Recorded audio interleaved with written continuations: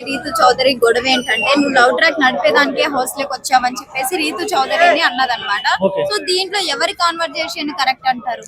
Actually ఇక్కడ love track నడిపించడానికి ఎవరు రారు. అది ఒక గేమింగ్ లో పార్ట్ ఆఫ్ గేమ్ అది. దాంట్లోనే లవ్ ట్రాక్ అన్నట్టుగా ఉంటుంది. వాళ్ళు బయటకు వచ్చేసిన తర్వాత 1-2 days మాట్లాడతారు, మళ్ళీ ఎవరి వర్క్ లోకి వాళ్ళు బిజీ అయిపోతారు. అక్కడ ఉన్నంత వరకు we have to spend some time, we have to spend time. That's why they we're planning to gaming.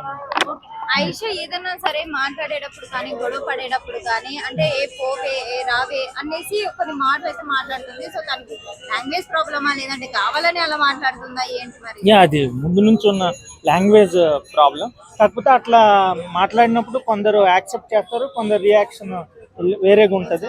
That's ఆమె ప్రాబ్లం అది. ఓకే. ఇంకొకటి ఏంటంటే నాగార్జున సార్ వన్స్ వార్నింగ్ ఇచ్చిన తర్వాత మాధురెడ్డి గారు కొంచెం అరవడం ఇవన్నీ తగ్గిపోయింది. సో ఇప్పటి నుంచి కూడా ఐషా లేవడం స్టార్ట్ అయింది అనమాట.